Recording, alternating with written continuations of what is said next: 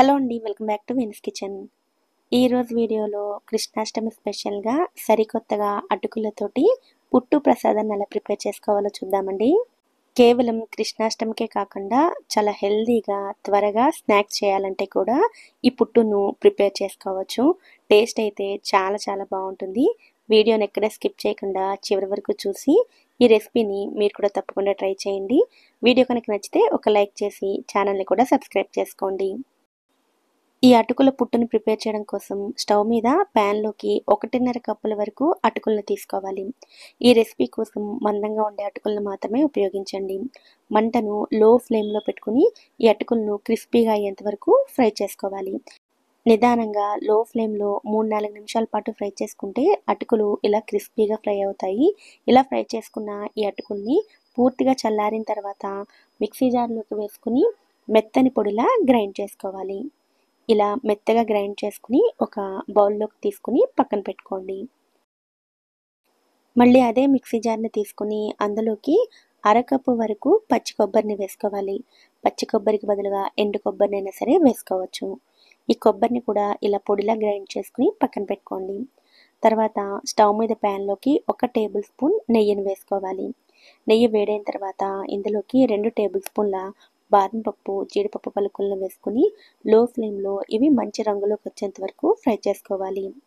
ఇవి ఇలా రంగు మారిన తర్వాత ఇందులోకి గ్రైండ్ చేసుకుని ఉంచుకున్న కొబ్బరిని కూడా వేసుకుని ఒక అర నిమిషం పాటు ఫ్రై చేసుకుని స్టవ్ ఆఫ్ చేసుకోవాలి. కొబ్బరిని రంగు మారేంత వరకు ఫ్రై చేయకూడదండి. కొద్దిగా ఫ్రై చేసుకున్న తర్వాత స్టవ్ ఆఫ్ చేసుకుని వీటిని ముందుగా గ్రైండ్ చేసి పెట్టుకున్న అటుకుల పొడిలోకి వేసుకుని ఒకసారి కలుపుకోవాలి. ఇలా కలుపుకున్న తర్వాత ఇందులోకి పావు కప్పు వరకు కాచి చల్లార్చిన పాలను కొద్ది కొద్దిగా వేసుకుంటూ కలుపుకోవాలి. పాలకు బదులుగా నీళ్ళతో అయినా కలుపుకోవచ్చు. అయితే కొద్ది కొద్దిగా వేసుకుంటూ కలుపుకోవాలి. ఎలా వేసినా కూడా అటుకులు తడిని పీల్చేస్తాయి కాబట్టి ఇలా పొడి పొడిగానే ఉంటుంది. ఇలా పాలు కానీ నీళ్లు కానీ వేసి కలుపుకోవడం వల్ల తినేటప్పుడు ఈ పుట్టు డ్రైగా అనిపించకుండా ఉంటుంది. ఇలా కలుపుకున్న ఈ పొడిని మూత పెట్టుకుని ఒక 5 నిమిషాల పాటు పక్కన పెట్టుకోండి. ఈలోపు స్టవ్ మీద ప్యాన్లోకి అరకప్పు వరకు బెల్లాన్ని వేసుకోవాలి. అలాగే బెల్లాన్ని కరిగించుకోవడం కోసం 1 టేబుల్ స్పూన్ వాటర్ని కూడా వేసుకుని బెల్లాన్ని కరిగించుకోవాలి. ఈ పుట్టు మంచి రుచి అలాగే రంగు కూడా రావడం కోసం నేను ఇక్కడ తాటి బెల్లాన్ని ఉపయోగిస్తున్నానండి. బెల్లం ఇలా కరిగితే సరిపోతుంది. ఎటువంటి పాకం రావాల్సిన అవసరం లేదు. ఇలా కరిగించుకుని బెల్లాన్ని ఒక బౌల్లోకి తీసుకుని పూర్తిగా చల్లారనివ్వండి. ఇలాగే ప్యాన్లో వదిలేసినట్లయితే ప్యాన్ వేడికి రంగు మారిపోయి బెల్లం చేదు వస్తుంది. కనుక బౌల్లోకి తీసుకోండి. తర్వాత 5 నిమిషాల పాటు పక్కన పెట్టుకున్న అటుకుల పొడిలోకి 1/2 టీ స్పూన్ యాలకుల పొడి వేసుకుని కలుపుకోండి. తర్వాత ముందుగా కరిగించి పెట్టుకుని చల్లారి పెట్టుకున్న పాకాన్ని కూడా అటుకుల పొడిలోకి వేసుకుని కలుపుకోవాలి.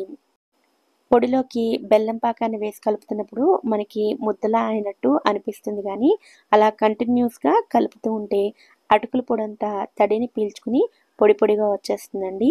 ఇలా పొడిగా అయ్యేంత వరకు కలుపుకుంటే అటుకుల పుట్టు రెడీ అయిపోయినట్లే. పచ్చి కొబ్బరి పాలకు బదులుగా ఎండు కొబ్బరి నీళ్లు ఉపయోగించినట్లయితే ఈ అటుకుల పుట్టు 2-3 రోజుల వరకు నిలవ కూడా ఉంటుంది. మరి ఎంతో సింపుల్గా త్వరగా అయిపోయి రుచిగా ఉండే ఈ అటుకుల పుట్టు ప్రసాదాన్ని మీరు కూడా ఈ కృష్ణాష్టమికి తప్పకుండా ట్రై చేయండి. ఈ వీడియో కనుక మీకు నచ్చినట్లయితే వీడియోని లైక్ చేసి ఛానల్ని కూడా సబ్స్క్రైబ్ చేసుకోండి. నోటిఫికేషన్స్ మిస్ అవ్వకుండా ఉండడం కోసం పక్కనే ఉండే బెల్ ఐకాన్ని కూడా యాక్టివేట్ చేసుకోండి. Thank you so much for watching.